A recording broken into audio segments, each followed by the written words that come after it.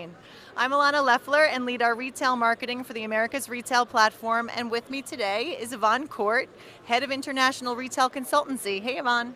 Hi there, nice to be here. So happy to have you here. How's your Vegas experience been going? It's been pretty busy, the usual hectic round of meetings talking about international retail and leisure trends and also their expansion plans. That's great. So this is our biggest global retail convention. Do you find that this is a great opportunity for you to connect with those people overseas that you don't often get a chance to? Yeah, I think it works on several levels. I'm catching up with clients that are US based, so it's a very useful way of catching up with a lot of people very fast and also making new connections as well as also connecting with my global colleagues who you don't necessarily see as regularly as you would perhaps like to, and putting faces to names that you only otherwise see on an email or over the telephone. Absolutely. I know I love the fact that I get to see your whole team from EMEA. We have APAC here, Korea visiting, and China as well. So it's a great time for all of us to connect and get together. So let's get into Yvonne's big five retail trends for international retail.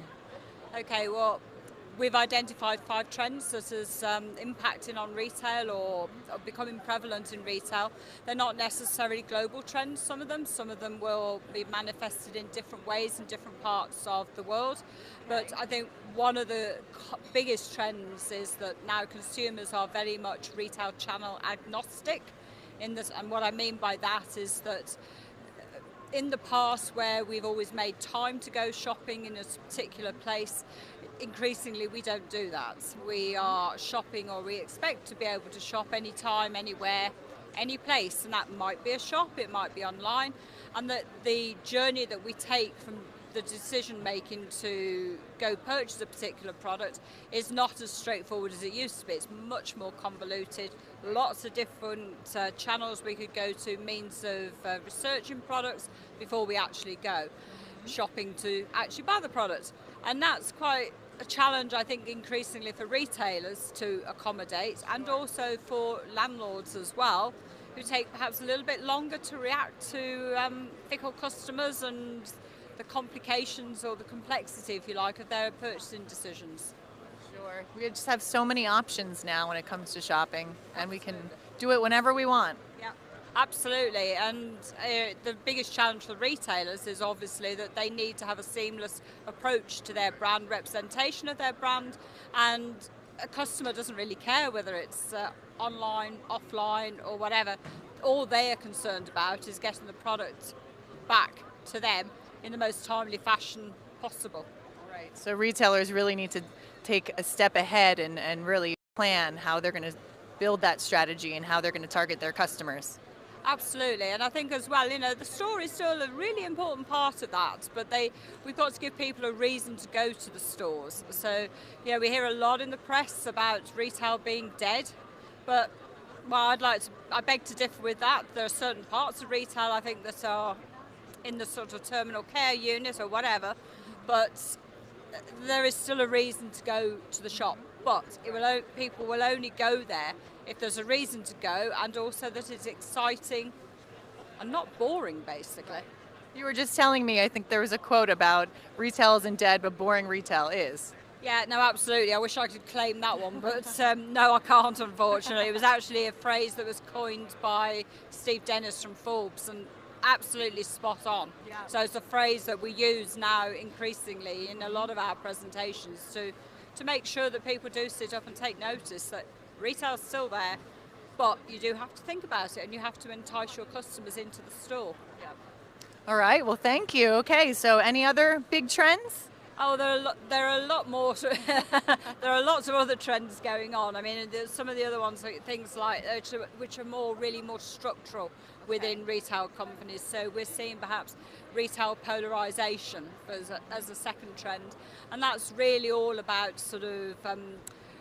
It could be polarization of places in terms of the difference between prime and secondary, or it could be within retail in terms of value-driven versus premium and luxury brands.